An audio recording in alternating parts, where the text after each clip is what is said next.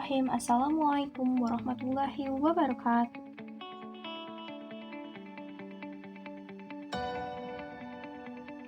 Silabus dan rencana pelaksanaan pembelajaran matematika wajib kelas 10.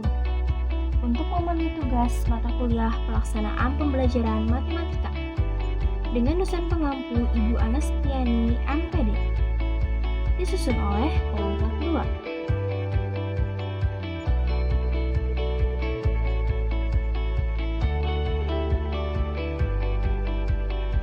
Sebelum kita memulai presentasi hari ini, marilah kita baca doa sebelum belajar. Materi pertama akan dijelaskan oleh Sumiati Sani. Silabus pembelajaran kurikulum 2013. Apa sih silabus kurikulum 2013 itu? Silabus merupakan rencana pembelajaran pada suatu mata pelajaran yang mencakup kompetensi inti, kompetensi dasar, materi pembelajaran, kegiatan pembelajaran, penilaian, alokasi waktu, dan sumber belajar. Ini menurut Permen Nomor 59 Tahun 2014 mengenai kurikulum 2013. Selanjutnya adalah unit waktu silabus. 1. Silabus disusun berdasarkan alokasi waktu yang disediakan untuk mata pelajaran. Kedua, silabus diperhatikan alokasi per semester atau per tahun. Yang ketiga, implementasi pembelajaran per semester menggunakan penggalan silabus sesuai dengan kompetensi inti dan kompetensi dasar. Nah, di sini perbedaan antara kurikulum 2013 dan kurikulum KTSP salah satunya terlihat di sini. Jika kurikulum KTSP sesuai dengan standar kompetensi dan kompetensi dasar. Sedangkan kurikulum 2013 sesuai dengan kompetensi inti dan kompetensi dasar. Oke, selanjutnya adalah komponen-komponen silabus kurikulum 2013. Di sini sudah ada silabus pembelajaran yang sudah kelompok kami buat. Yang pertama itu ada identitas mata pelajaran. Di sini identitas terdiri dari nama mata pelajaran, kelas, dan semester. Yang kedua ada alokasi waktu. Alokasi waktu yang dicantumkan dalam silabus merupakan perkiraan waktu rata untuk menguasai kompetensi dasar yang dibutuhkan oleh peserta didik yang beragam. Yang ketiga adalah kompetensi inti atau KI. KI adalah tingkat kemampuan untuk mencapai standar kompetensi lulusan yang harus dimiliki oleh peserta didik pada setiap tingkat, kelas, ataupun program. KI dalam kurikulum 2013 ini terdiri dari 4, ada KI 1 spiritual, KI 2 sosial, KI 3 pengetahuan, dan KI 4 keterampilan. Oke, selanjutnya adalah ada keterangan capaian. Dalam keterangan capaian ini dijelaskan bahwa kompetensi sikap spiritual dan sikap sosial atau KI 1 dan KI 2 akan dicapai oleh siswa melalui pembelajaran tidak langsung. Sedangkan kompetensi sikap pengetahuan dan sikap keterampilan akan dicapai oleh siswa melalui pembelajaran langsung. Seperti itu. Kemudian di sini ada 4 kolom. Kolom yang pertama yaitu kompetensi dasar, kemampuan untuk mencapai kompetensi inti yang harus diperoleh peserta didik melalui pembelajaran. Kompetensi dasar atau KD adalah kompetensi yang terdiri dari sikap, pengetahuan, dan keterampilan yang bersumber pada KI yang harus dikuasai oleh peserta didik. Kemudian kolom kedua ada materi pembelajaran. Kolom materi pembelajaran ini untuk menuliskan materi atau submateri dari kompetensi dasar. Yang ketiga ada kegiatan pembelajaran. Kolom kegiatan pembelajaran ini menuliskan kegiatan dan materi yang akan dibahas. Dan terakhir, kolom keempat adalah kolom integrasi AIKA atau Al-Islam dan Kemuhammadiyahan. Integrasi AIKA ini untuk menuliskan ayat Al-Quran atau hadis yang bersangkutan dengan materi.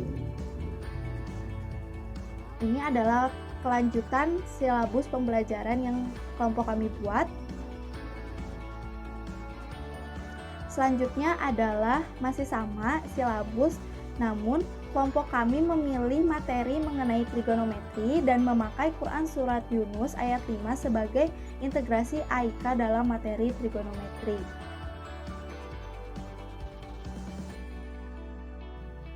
Selanjutnya adalah Rencana Pelaksanaan Pembelajaran atau RPP Kurikulum 2013.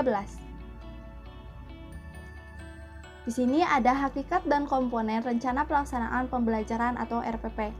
Yang pertama, untuk hakikat, yaitu rencana pembelajaran yang dikembangkan secara rinci dari suatu materi pokok atau tema tertentu yang mengacu pada silabus. 2.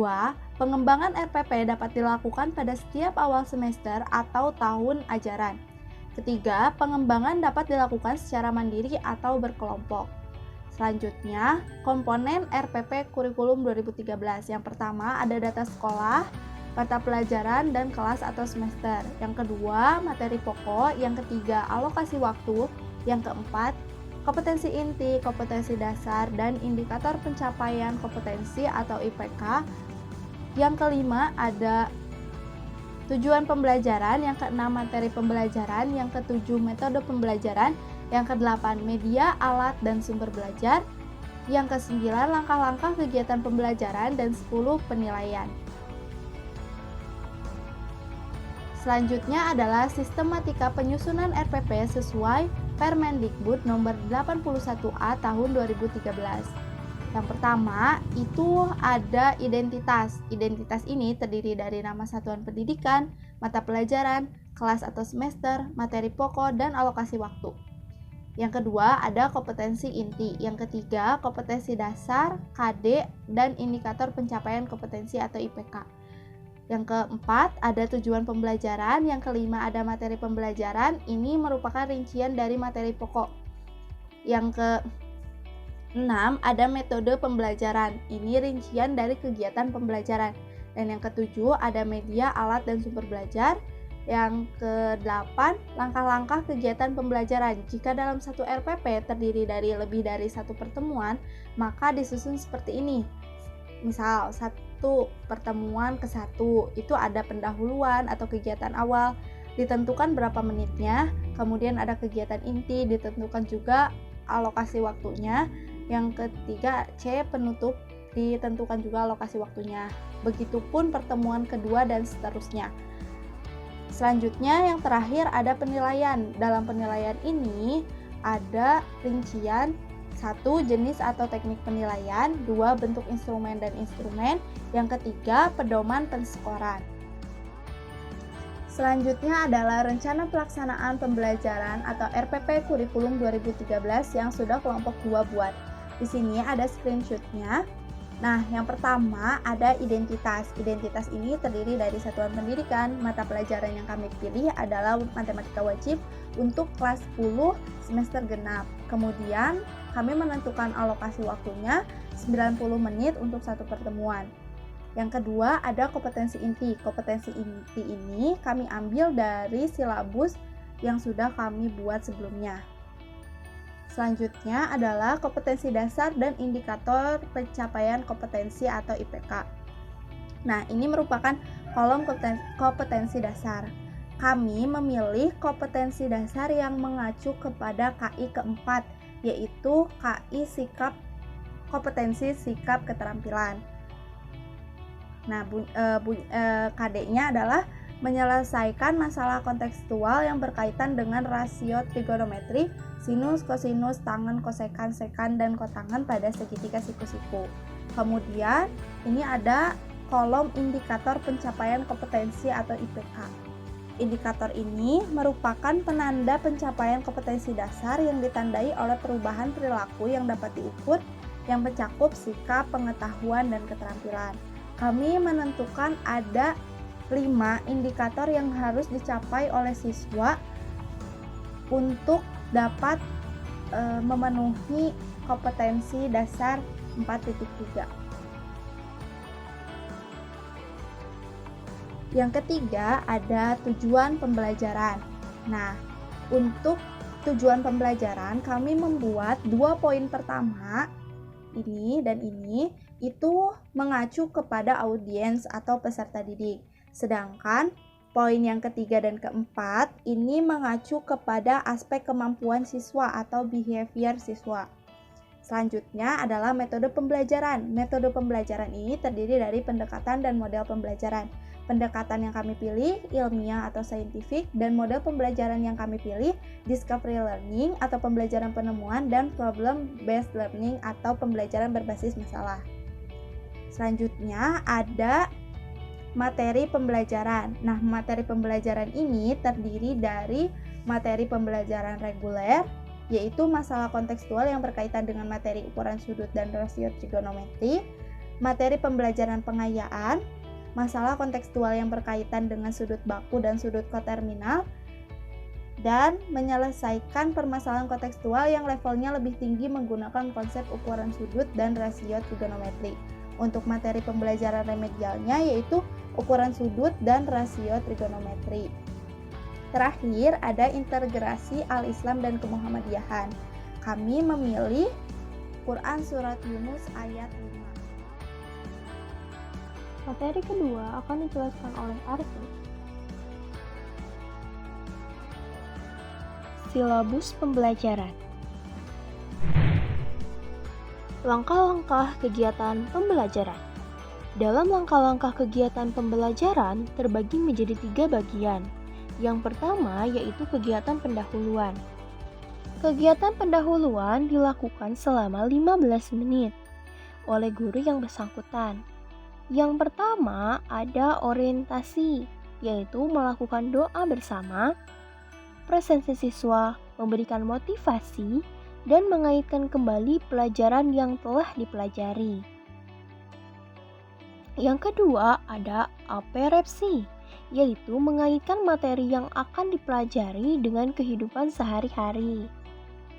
Yang ketiga yaitu motivasi, yaitu memberikan motivasi siswa, menjelaskan manfaat pembelajaran, menjelaskan tentang tujuan pembelajaran, dan memberikan pertanyaan yang mendasar.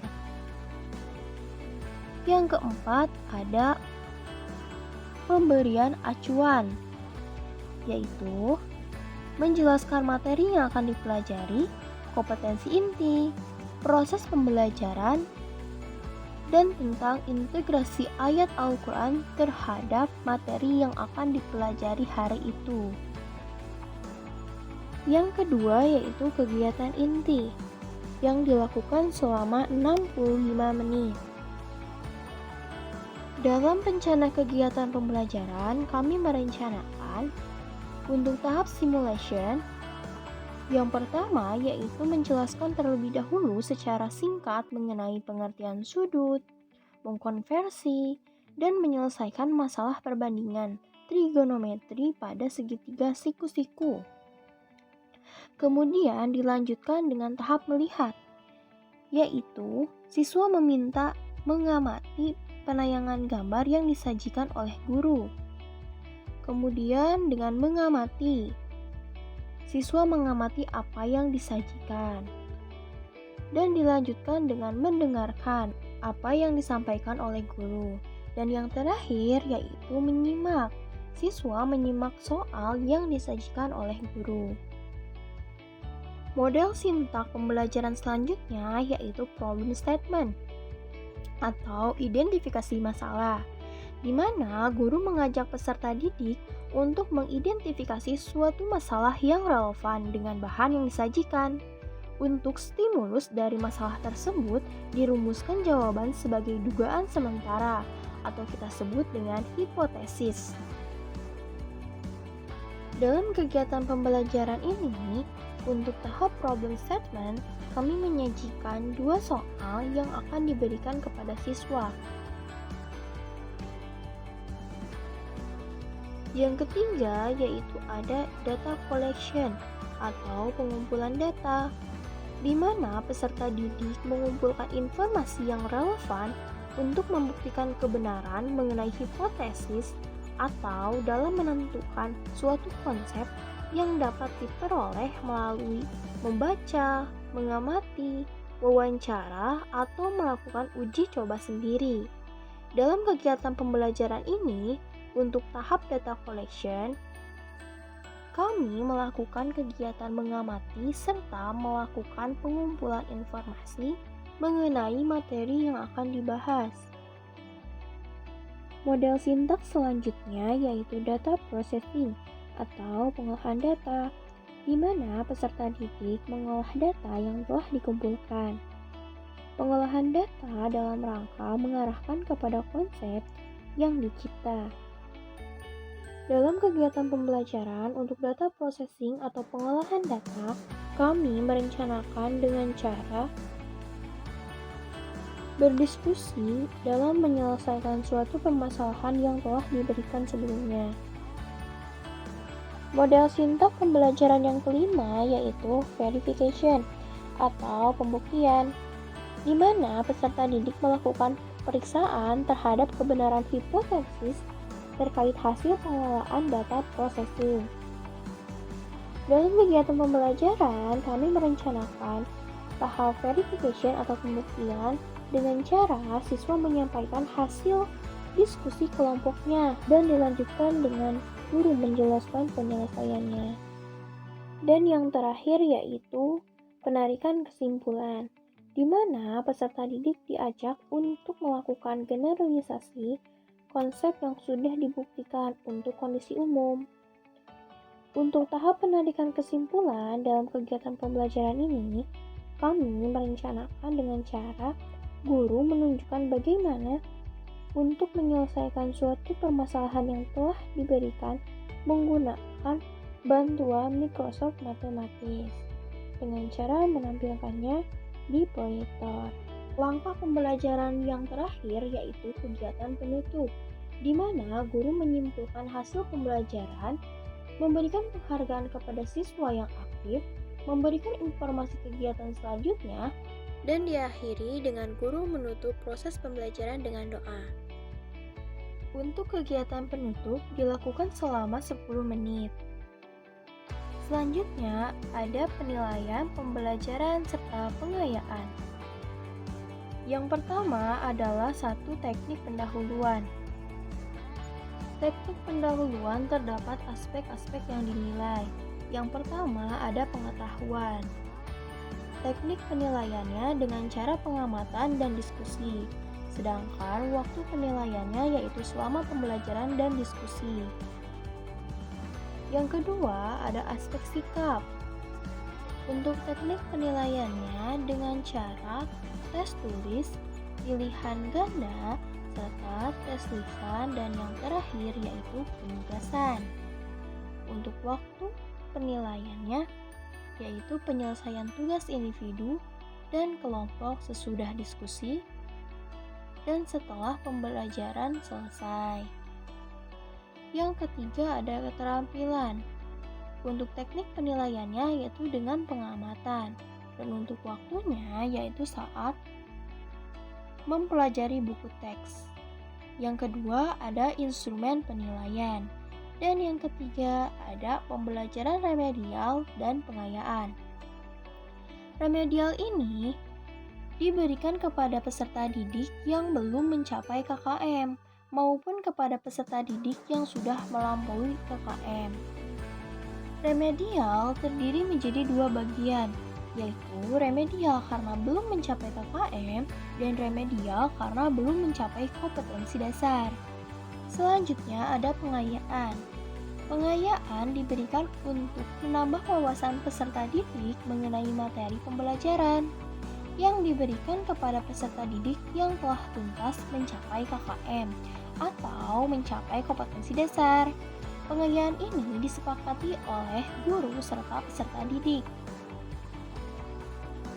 dan direncanakan berdasarkan IPK atau materi pembelajaran yang dibutuhkan pengembangan. Selanjutnya yaitu ada media, alat, bahan, dan sumber pembelajaran yang dibutuhkan saat proses pembelajaran berlangsung.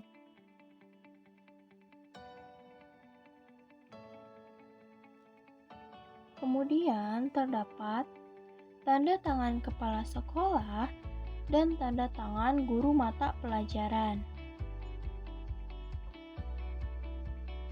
Adapun lampiran rencana pelaksanaan pembelajaran yang dibutuhkan. Menurut Polya dalam Fauzan 2011, pada pemecahan masalah terdapat 4 langkah yang harus dilakukan. Yang pertama, memahami masalah. Yang kedua, merencanakan pemecahan. Yang ketiga, menyelesaikan masalah sesuai dengan rencana langkah kedua. Yang keempat, memeriksa kembali hasil yang telah diperoleh. Maka, indikator dalam pemecahan masalah yang digunakan dalam rencana pelaksana pembelajaran ini diambil dan dimodifikasi dari Rosit dan Listi tahun 2014, yaitu sebagai berikut. Yang pertama, mengidentifikasi masalah, memahami masalah dengan menyebutkan apa yang diketahui dan ditanyakan dalam masalah. Yang kedua, merencanakan penyelesaian masalah, menyatakan dan menulis model atau rumus yang digunakan untuk menyelesaikan masalah. Yang ketiga, menyelesaikan masalah sesuai dengan rencana dan melakukan operasi hitung dengan benar. Dan yang terakhir yaitu mengevaluasi, menarik kesimpulan dari jawaban yang diperoleh dan mengecek kembali perhitungan yang diperoleh. Selanjutnya yaitu ada pedoman penilaian kemampuan pemecahan masalah. Berikut tabel pedoman penskoran Rubik tes kemampuan pemecahan masalah matematis. Yang pertama ada aspek yang dinilai, yaitu mengidentifikasi masalah, memahami masalah dengan menyebutkan apa yang diketahui dan ditanyakan dalam masalah. Yang pertama yaitu tidak mengerti sama sekali masalah yang dimaksud, maka diberikan skor 0. Yang kedua yaitu tidak mengerti sebagian masalah dengan menyebutkan sebagian apa yang diketahui dan tidak menyebutkan apa yang dinyatakan dari masalah, maka skornya 1. Jika tidak mengerti sebagian masalah dengan menyebutkan sebagian apa yang diketahui dan menyebutkan apa yang ditanyakan masalah, maka skornya 2. Jika mampu mengidentifikasi suatu permasalahan dengan benar dan tepat, maka diberi skor 3. Selanjutnya yaitu aspek memecahkan suatu penyelesaian masalah, menyatakan dan menuliskan model atau rumus yang digunakan untuk menyelesaikan suatu masalah. Jika tidak mampu merencanakan masalah sama sekali, maka diberi skor 0. Jika merencanakan penyelesaian masalah tetapi tidak benar, maka diberi skor 1.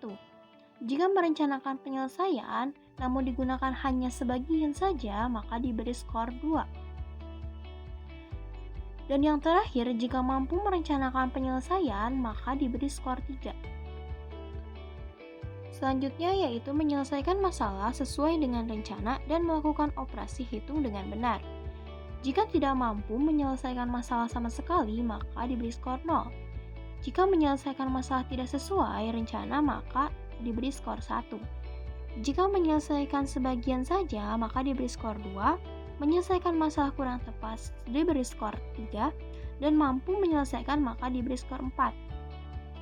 Dan yang terakhir yaitu memeriksa kembali. Jika tidak ada pemeriksaan jawaban, maka diberi skor 0. Jika dapat menyimpulkan masalah tetapi kurang tepat, maka diberi skor 1. Jika dapat menyimpulkan masalah dengan tepat, maka diberikan skor 2. Selanjutnya yaitu ada lembar pengamatan penilaian sikap, penilaian observasi,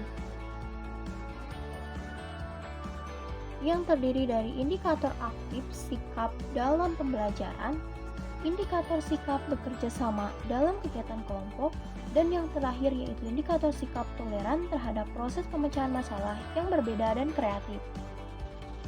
Tabel penilaian selanjutnya yaitu ada aspek-aspek yang dinilai. Di antaranya yaitu ada tanggung jawab, jujur, peduli, kerjasama, santun, percaya diri, dan disiplin. Kemudian ada keterangan. KR untuk kurang, CK untuk cukup, BA untuk baik, SB untuk sangat baik.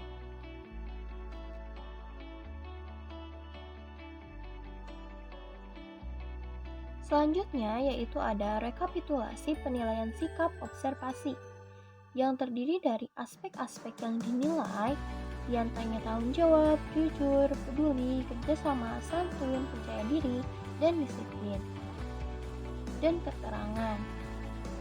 4 untuk sangat baik, 3 untuk baik, 2 untuk cukup, dan 1 untuk kurang.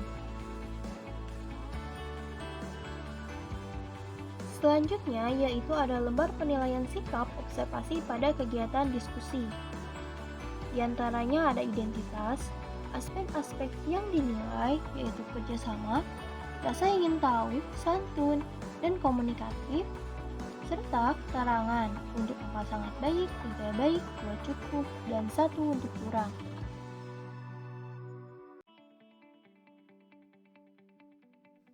Lembar selanjutnya yaitu lembar penilaian sikap, yang terdiri dari identitas siswa, tabel penilaian, pedoman, dan rumus penskoran.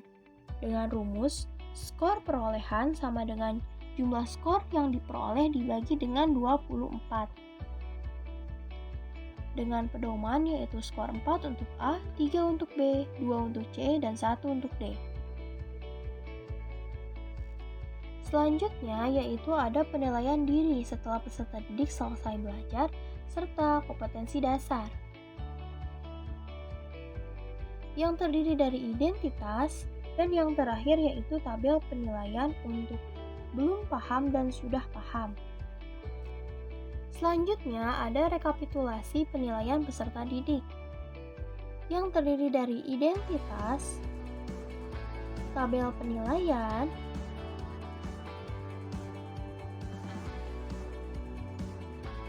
dan skor perolehan. Selanjutnya ada penilaian sikap diri setelah melakukan tugas, yang terdiri dari identitas siswa, tabel penilaian, serta skor, ya sama dengan 2, tidak sama dengan 1. Selanjutnya ada penilaian antar peserta didik, yang terdiri dari identitas siswa dan indikator, identitas, serta tabel penilaian.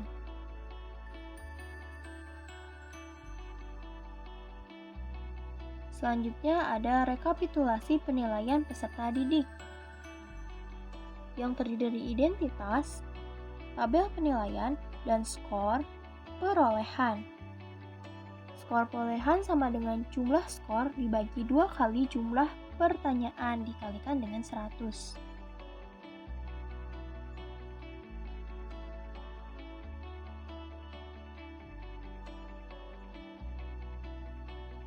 Selanjutnya ada rekapitulasi sikap antar peserta didik dan penilaian antar peserta didik.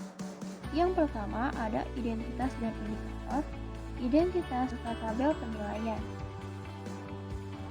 Untuk perilaku positif dia sama dengan 2, tidak sama dengan 1. Untuk negatifnya sama dengan 1 dan tidak sama dengan 2. Selanjutnya ada rekapitulasi penilaian diri peserta didik dan lembar penilaian sikap teman sebaya.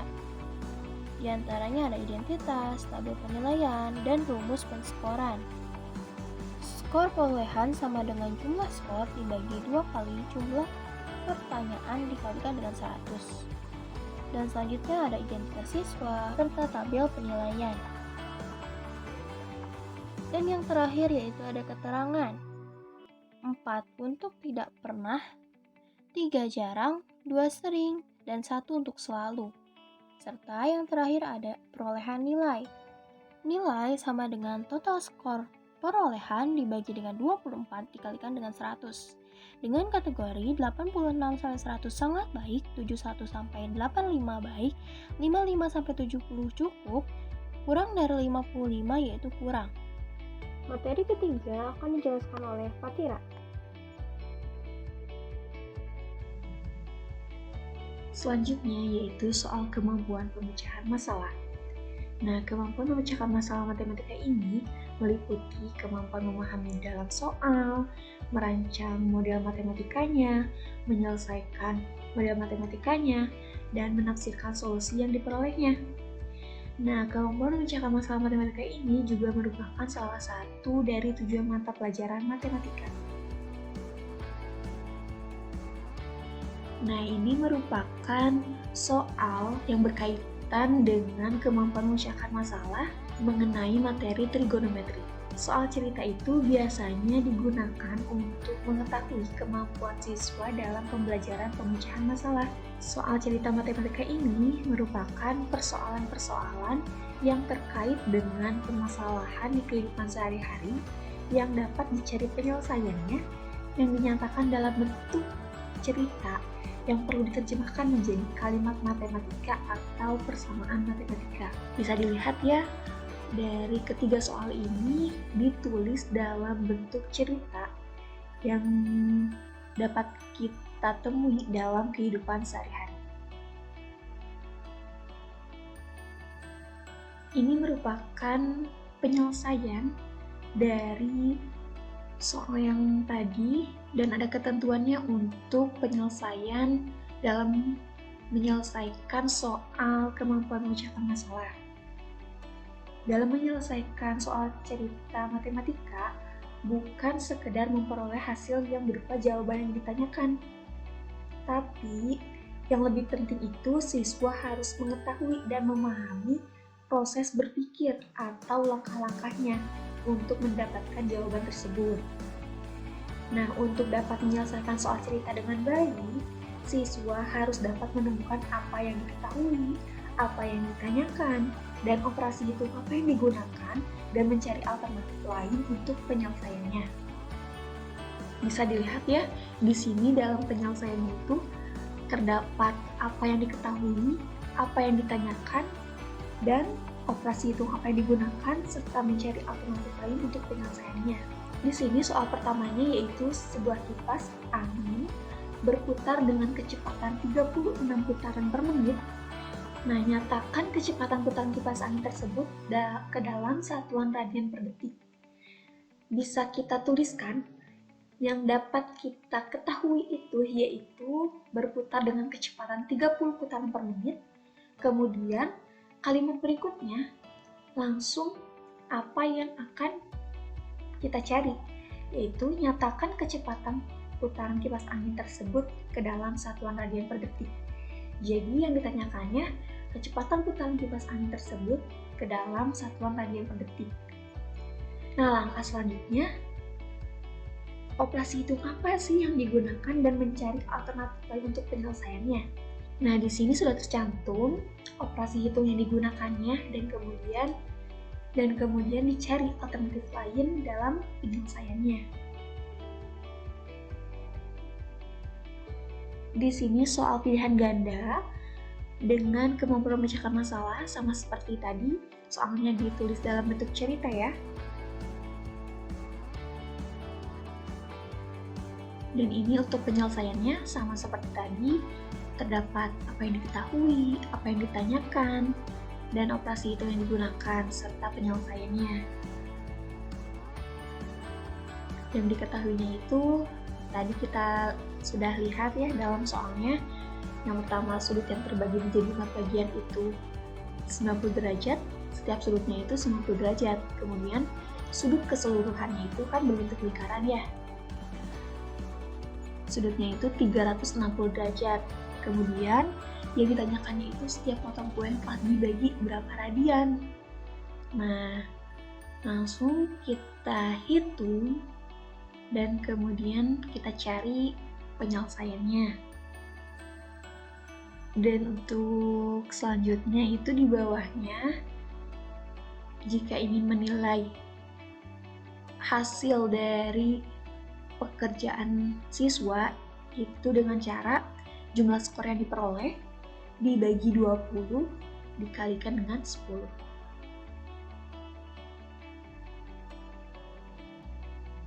Nah, selanjutnya yaitu penilaian pengetahuan tes tulis pilihan ganda yang meliputi topik dari materinya, karena di sini topiknya itu trigonometri. Kemudian indikatornya di sini mengidentifikasi masalah konstekstual yang berkaitan dengan konversi ukuran sudut dan rasio trigonometri. Kemudian di bawahnya terdapat bentuk soal yaitu pilihan ganda serta jumlah soalnya di sini 5 soal. Dan kemudian dituliskan soal beserta jawabannya. Selanjutnya, lembar penilaian pengetahuan atau analisis, tes tertulis. Di sini ada beberapa bagian yang dapat kita tulis, yaitu nomor, kemudian nama siswanya, kemudian pilihan ganda. Pilihan gandanya tadi ada 5 soal ya. Kemudian esainya, kemudian skor, dan kemudian total dari keseluruhannya itu setiap siswa berapa. Selanjutnya, lembar penilaian pengetahuan, observasi terhadap diskusi tanya jawab dan percakapan. Di sini yang pertama ada kelas, yang dicantumkan kelas, kemudian nomor, nama peserta didiknya.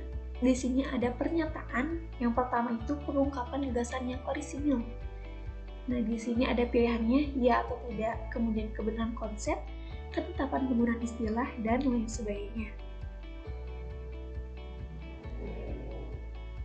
Selanjutnya yaitu penilaian pengetahuan observasi terhadap diskusi tanya jawab dan percakapan.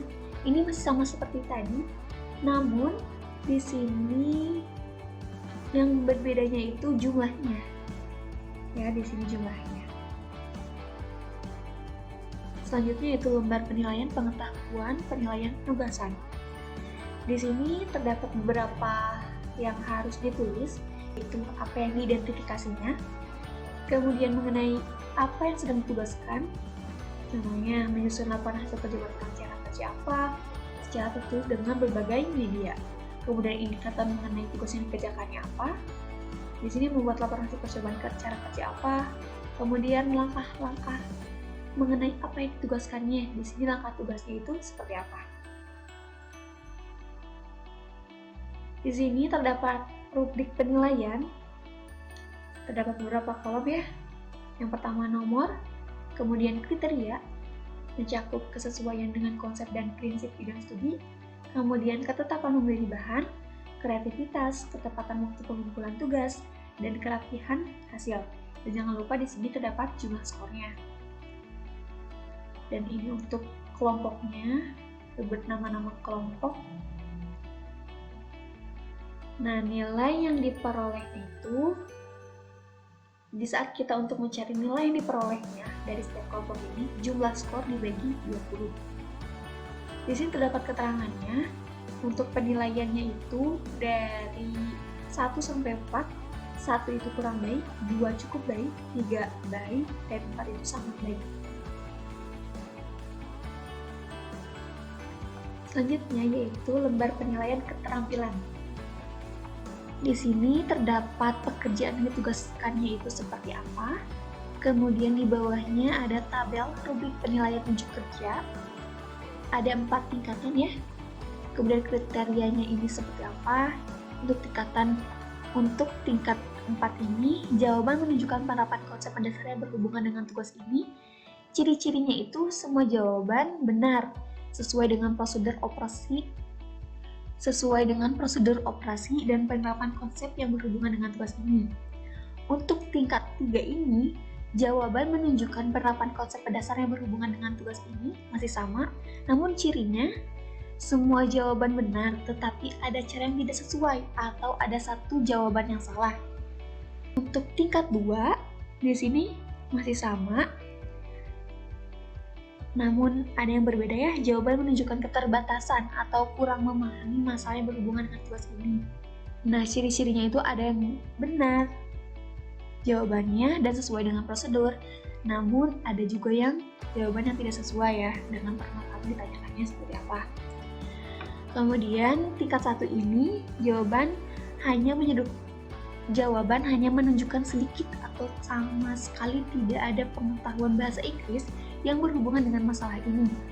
Ciri-cirinya itu semua jawabannya itu salah atau jawaban benar tapi tidak diperoleh melalui prosedur yang benar. Untuk 0 ini tidak ada jawaban atau lembar kerjanya kosong. Selanjutnya lembar penilaian keterampilan.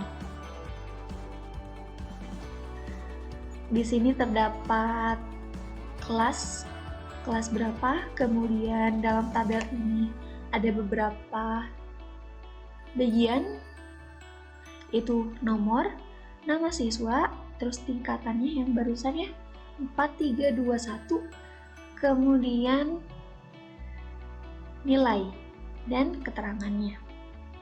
Nilai dari skor yang diperoleh dari setiap siswanya.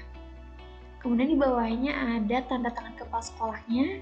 Di sini ada guru mata pelajarannya. Dan di sini ada tanggal pembuatan lembar penilaian keterampilan. Di bawahnya ada catatan kepala sekolah jika ada yang ditambahkan.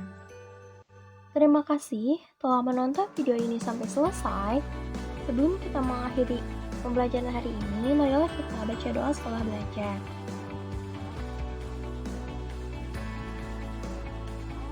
Wassalamualaikum warahmatullahi wabarakatuh.